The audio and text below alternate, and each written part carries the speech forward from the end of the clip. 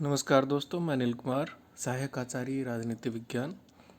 आज के इस वीडियो में हम बीए फाइनल के टॉपिक अरस्तु द्वारा रचित संविधानों का वर्गीकरण पढ़ेंगे।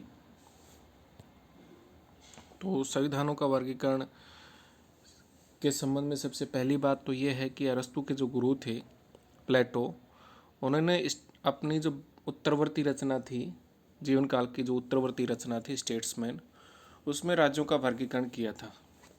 उसी वर्गीकरण को अरस्तु ने भी अपनाया है। पॉलिटिक्स का जो तीसरा भाग है उसमें संविधानों का वर्गीकरण किया गया है। मैंने पूर्व के वीडियो में आपको बताया था कि पॉलिटिक्स में कुल 8 भाग हैं, तो 8 भाग में से जो तीसरा भाग है उसमें संविधानों का वर्गीकरण किया गया है। तो अरस्तु ने जो ये संविधानों का वर्गीकरण किया है, उससे पूर्व उन्होंने विभिन्न जो राज्यों के संविधान थे, तो तत्कालीन जो राज्य थे उनके लगभग 158 संविधानों का उन्होंने अध्ययन किया और अध्ययन के बाद संविधान से संबंधित अपना मत प्रकट किया। तो सर्वप्रथम बात ये आती है कि संविधान होता क्या है। तो संविधान एक जीवन पद्धति है जिसके माध्यम से राज्य में विभिन्न पदों का संगठन व उनकी वितरण विधि को निश्चित किया जाता है। एक जीवन की पद्धति है संविधान, जिसके माध्यम से क्या किया जाता है, राज्य में जो अलग अलग तरीके के पद होते हैं, संगठन होते हैं, उनका वितरण का तरीका है वो निश्चित किया जाता है। किसके माध्यम से? संविधान के माध्यम से। तो संविधान की ये एक परिभाषा है, सहज सी, सरल सी, आप इसको याद कर लें। दूसरी परिभाषा हम देखें संविधान से संबंधित ही मोटी मोटी, तो वो ये है कि राज्य के विभिन्न मनुष्यों के जीवन निर्वाह के विशेष नियमों का नाम ही संविधान है। इस प्रकार संविधान एक जीवन पद्धति है, जीवन निर्वाह का एक विशेष मार्ग है। घुमा फिराकर वही बातें आती हैं। अब आगे जो बिंदु है वो ये है कि अरस्तु ने जो संविधानों का वर्गीकरण किया है उसके कितने आधार हैं, तो उसके 2 आधार हैं। नंबर 1 है संख्या के आधार पर और दूसरा है उद्देश्य के आधार पर, पर्पज के आधार पर। तो संख्या के आधार पर अर्थात प्रभुत्व शक्ति का प्रयोग कितने व्यक्तियों के द्वारा किया जाता है, एक व्यक्ति के द्वारा किया जाता है या कुछ व्यक्तियों के द्वारा या बहुतों के द्वारा। तो संख्या के आधार पर संविधानों का या राज्यों का वर्गीकरण किया है अरस्तु महोदय ने। और दूसरा किया है उद्देश्य के आधार पर, अर्थात शासक वर्ग का उद्देश्य सार्वजनिक हित है या अपना हित अर्थात स्वार्थ सिद्धि है। तो वर्गीकरण के 2 आधार हैं, संख्या के आधार पर और नैतिकता के आधार पर। तो अब सबसे पहली बात आती है संख्या बल के आधार पर। तो हम इसको मित्रों बांट सकते हैं कि एक व्यक्ति का यदि शासन है और सही उद्देश्य के लिए वो शासन किया जा रहा है, तो उसका जो स्वाभाविक रूप होगा वो एक तंत्र होगा, यानी राजतंत्र। एक व्यक्ति का शासन यानी राजतंत्र होगा। और यदि वो अपने स्वार्थ सिद्धि के लिए उस शासन का प्रयोग कर रहा है, तो उसका शासन का विकृत रूप कौन सा होगा? एक व्यक्ति के शासन में निरंकुश तंत्र। नंबर 2 है यदि कुछ व्यक्तियों का शासन है और वो जनहित के लिए शासन कर रहे हैं, तो उनका जो स्वाभाविक रूप है, श्रेष्ठ रूप है, वो होगा कुलीन तंत्र। और यदि वो स्वार्थ सिद्धि के लिए इस शासन का उपयोग कर रहे हैं, तो इसका विकृत रूप होगा धनिक तंत्र या वर्ग तंत्र। इसके बाद आता है यदि शासन अनेक व्यक्तियों द्वारा किया जाता है, तो ये होगा बहुतंत्र। और इसका जो विकृत रूप है वो होगा भीड़ तंत्र या प्रजातंत्र। ध्यान रखें दोस्तों कि अनेक व्यक्तियों का जो शासन है आज की तारीख में दुनिया के ज़्यादातर देशों में जो लोकतंत्र अपनाया गया है, उसको अरस्तु भीड़ तंत्र की संज्ञा देते हैं। और शासन का जो सर्वश्रेष्ठ रूप है वो मिश्रित संविधान वाले पॉलिटी को बताते हैं। तो पॉलिटी क्या है? अरस्तु द्वारा बताया गया शासन का सर्वश्रेष्ठ रूप। 2 नंबर का एक सवाल आ सकता है, इसलिए आप इसे याद रखें। और वर्तमान जो प्रजातांत्रिक शासन पद्धति है उसको अरस्तु ने भीड़ तंत्र की संज्ञा दी है। तो ये उनके वर्गीकरण के आधार हैं। अब हम इनका डिटेल में अध्ययन कर लेते हैं। अरस्तु ने पहले आधार पर एक व्यक्ति का शासन, अल्पसंख्यकों का शासन और बहुसंख्यकों का शासन, इस प्रकार के 3 भेद किए हैं। यानी संख्या बल के आधार पर एक व्यक्ति का शासन हो सकता है, कुछ व्यक्तियों को यानी अल्पसंख्यकों का शासन हो सकता है, बहुसंख्यकों यानी बहुत सारे लोगों का शासन हो सकता है। और दूसरे आधार पर अरस्तु ने इन्हीं 3 शासन व्यवस्थाओं के 2 रूपों, स्वाभाविक और विकृत, का निरूपण किया है। अरस्तु के अनुसार शासन का वह रूप स्वाभाविक है जिसमें शासन सामान्य हित के आदर्श के आधार पर कार्य करता है, और विकृत रूप वह है जिसमें शासक वर्ग केवल अपने हितों को दृष्टि में रखता है। अरस्तु द्वारा संविधानों के वर्गीकरण को निम्न तालिका द्वारा और स्पष्ट किया जा सकता है। प्रथम आधार जो है, ये तालिका मान लीजिए आप, और दोस्तों इस तालिका को एक तरफ तो संख्या बल में ऊपर संख्या बल लिख दीजिए, दूसरी तरफ स्वाभाविक रूप, और तीसरा है विकृत रूप। अब दोस्तों इसको, एक व्यक्ति का शासन यदि स्वाभाविक है तो इसको एक तंत्र कहेंगे या राजतंत्र कहेंगे, और अंग्रेजी में इसको कहेंगे मोनार्की, और इसका विकृत रूप हो जाएगा टायरेनी, निरंकुश तंत्र। कुछ व्यक्तियों का शासन है और वो उसका स्वाभाविक रूप होगा कुलीन तंत्र यानी एरिस्टोक्रेसी, और उसका विकृत रूप होगा ओलिगार्की यानी धनिक तंत्र या वर्ग तंत्र। ऐसे ही यदि अनेक व्यक्तियों का शासन है तो उसका स्वाभाविक रूप होगा संयत प्रजातंत्र या बहुतंत्र, या आंग्ल भाषा में कह सकते हैं पॉलिटी, और इसका विकृत रूप होगा डेमोक्रेसी। तो आप इसके हिंदी शब्दों के साथ साथ अंग्रेजी शब्दों को भी ध्यान रख लें तो अच्छा होगा। और एक फॉर्मूला है दोस्तों इसको याद करने का, कि स्वाभाविक रूप है वो होंगे मैप यानी राजतंत्र के लिए एम फॉर मोनार्की, और कुलीन तंत्र मैप का अगला जो लेटर होगा वो होगा ए से हो जाएगा एरिस्टोक्रेसी, और पी से हो जाएगा पॉलिटी। तो ये तो हो गए स्वाभाविक रूप मैप, और इसके विकृत रूप हो जाएंगे टोड, TOD। टी से क्या हो जाएगा निरंकुश तंत्र यानी टायरेनी, ओ से क्या हो जाएगा ओलिगार्की, और डी से क्या हो जाएगा डेमोक्रेसी। तो ऐसे आप याद रख सकते हैं, स्वाभाविक रूप मैप और विकृत रूप टोड। तो ये शॉर्टकट है याद करने का, एक फॉर्मूला है साधारण सा सरल सा, आप इसको देख सकते हैं। अभी राजतंत्र क्या होता है, ये एक व्यक्ति का शासन है और स्वाभाविक रूप है शासन का। अब इसके संबंध में अरस्तु कहते हैं ये सबसे अच्छी शासन प्रणाली है, सबसे श्रेष्ठ शासन प्रणाली है। इसमें किसी भी राज्य का शासन एक व्यक्ति के हाथ में होता है। इसमें राजा का लक्ष्य प्रजा की सामान्य भलाई होता है। यह आदर्श व्यवस्था है। इसमें शासक को सब सद्गुणों से युक्त होना चाहिए। सारे के सारे जो सद्गुण हैं, वर्च्यूज हैं, वो शासक में समाहित होने चाहिए। यह शासन प्रणाली सर्वोत्तम आदर्श होने पर भी क्रियात्मक नहीं है, क्योंकि ऐसा सर्वगुण संपन्न शासक मिलना दुर्लभ है। अरस्तु महोदय कहते हैं कि ये सर्वोत्तम आदर्श प्रणाली है, लेकिन फिर भी ये क्रियात्मक नहीं है, मतलब इसको लागू नहीं किया जा सकता है, क्योंकि सभी गुणों से युक्त ऐसे व्यक्ति को तलाश करना असंभव है, मिलना भी धरती पर उसका असंभव है। और यदि ऐसा व्यक्ति मिल भी जाए तो भी ये आवश्यक नहीं कि उसका उत्तराधिकारी भी इसी प्रकार का सभी गुणों से संपन्न व्यक्ति होगा। अतः राजतंत्र विकृत होकर किस में बदल जाता है, निरंकुश तंत्र में यानी तानाशाही में बदल जाता है। अगला है निरंकुश तंत्र यानी इसका विकृत रूप। राजतंत्र का विकृत रूप कौन सा है, टायरेनी, निरंकुश तंत्र। अरस्तु के अनुसार निरंकुश तंत्र राजतंत्र का वह रूप है जिसमें शासक जनता के ही हितों की उपेक्षा कर अपने हित में शासन करता है। राजतंत्र में जब शासक जनता के हित को भूलकर अपने हित को ध्यान में रखता है, अपने स्वार्थ सिद्धि में संलग्न रहता है, तो वह शासन कौन सा हो जाता है, टायरेनी, निरंकुश तंत्र। इस शासन की कई विशेषताएं हैं। यह राजतंत्र का विकृत रूप है, यह एक प्रकार की तानाशाही है, यह धूर्तता और धोखे द्वारा कानून की चिंता न करते हुए स्वहित पर आधारित होता है। अरस्तु ने निरंकुश शासन के 3 प्रकार बताए हैं। पहला जो प्रकार है वो वो होता है जिसमें राजा संयम का पालन करते हुए कानून के अनुसार शासन करता है। दूसरा होता है जिसमें शासक धन प्राप्ति को अपना लक्ष्य बना लेते हैं। तीसरा वो होता है जिसमें निरंकुश शासक कानून की पूर्ण रूप से उपेक्षा करते हुए स्वेच्छाचारी आचरण करते हैं।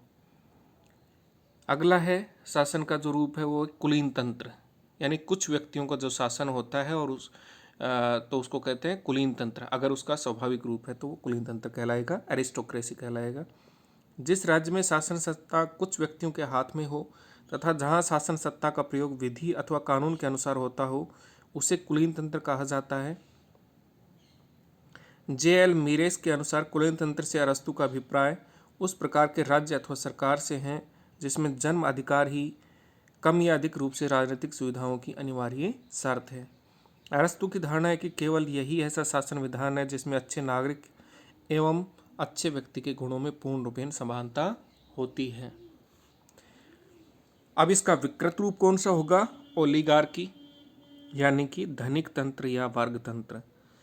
अरस्तु के अनुसार धनिक तंत्र ऐसा शासन विधान है जिसमें संपन्न एवं कुलीन लोग शासन संचालन करते हैं एवं वे अल्पमत में होते हैं। इस परिभाषा के आधार पर धनिक तंत्र में दो विशेषताएं दृष्टिगोचर होती है।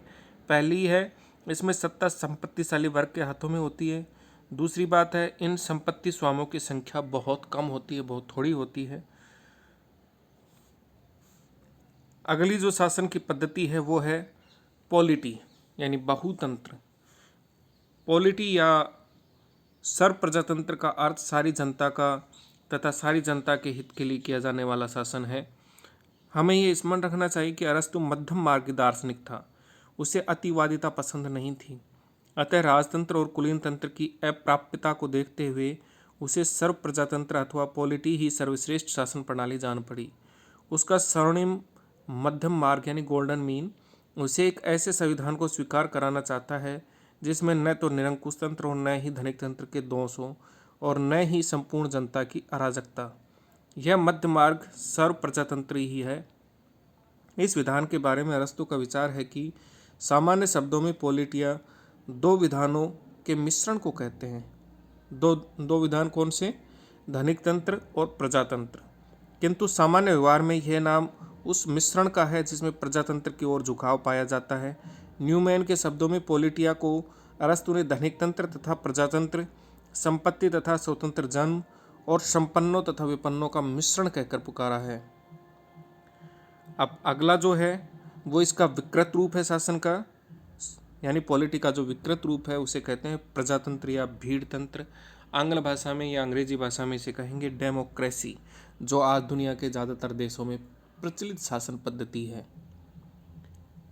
इस पद्धति का प्लेटो के शिष्य अरस्तु अपनी पुस्तक पॉलिटिक्स के तीसरे भाग में क्या करते हैं? आलोचना करते हैं। प्लेटो की भांति अरस्तु भी प्रजातंत्र का आलोचक है, किंतु वह इसके कुछ गुणों को भी स्वीकार करता है। अरस्तु के मतानुसार प्रजातंत्र का सबसे बड़ा दोष यह है कि इसमें निरपेक्ष समानता के तत्व पर बहुत बल दिया जाता है और सब नागरिक विभिन्न प्रकार की योग्यताओं का विचार न करते हुए समान माने जाते हैं। धनी, निर्धन, अनपढ़, पढ़े लिखे, विद्वान और मूर्ख बराबर समझे जाते हैं। यह स्वतंत्रता के आधार पर सब नागरिकों को समान अधिकार देता है, किंतु अधिकारों की यह समानता और स्वतंत्रता शीघ्र ही नियंत्रण के अभाव में उच्छृंखलता और अराजकता में परिणित हो जाती है, नागरिक जीवन को असंभव बना देती है। प्रजातंत्र की परिभाषा करते हुए अरस्तु ने उन भ्रांतियों को मिटाने की कोशिश की है जो साधारणतः इसके विषय में प्रचलित है। दोस्तों, इसमें खास बात यह है कि अरस्तु और उसके जो गुरु हैं प्लेटो दोनों ही प्रजातंत्र की आलोचना करते हैं और अरस्तु की आलोचना का आधार यह है कि इसमें निरपेक्ष समानता की बात की जाती है, सब लोगों को बराबर मान लिया जाता है। जबकि अरस्तु तो कहता है कि कुछ लोग श्रेष्ठ होते हैं, कुछ हीन होते हैं और वो दास प्रथा का औचित्यकरण करता है। आपने पूर्व के वीडियो में देखा होगा, दासता संबंधी विचार जब आपने पढ़े होंगे तो उसमें अरस्तु दास प्रथा का औचित्यकरण करते हैं। तो प्राकृतिक जो असमानता है उसको स्वीकार करते हैं अरस्तु तो, और उनके अनुसार प्रकृति ही भेदभाव करती है। प्रकृति ही कुछ लोगों को अच्छा बनाती है, कुछ लोगों को बुरा बनाती है, कुछ लोगों को श्रेष्ठ बनाती है, कुछ लोगों को हीन बनाती है। तो मानव समाज में भी ऐसा होना चाहिए कि जो श्रेष्ठ लोग हैं वो स्वामी की भूमिका में रहें, और जो दास लोग हैं वो नहीं, जो बुद्धिमान है वो स्वामी की भूमिका में रहें, और जो बुद्धिहीन है वो दास की भूमिका में रहें। तो वो प्राकृतिक असमानता के समर्थक हैं। और लोकतंत्र में क्या होता है, निरपेक्ष समानता पर बल दिया जाता है, सब लोगों को बराबर समझा जाता है। सब जो धनी निर्धन होते हैं या पढ़े लिखे मूर्ख होते हैं, सबको बराबर मान लिया जाता है। इसमें विद्वान हो या फिर मूर्ख हो, सबको इसमें बराबर आंक करके आंका जाता है। तो इस कारण से अरस्तु महोदय इसकी आलोचना करते हैं। सामान्यतः प्रजातंत्र को वह विधान माना जाता है जिसमें राज्य की प्रभुसत्ता बहुसंख्यक वर्ग के हाथ में होती है। अरस्तु के अनुसार यह मान्यता त्रुटिपूर्ण है।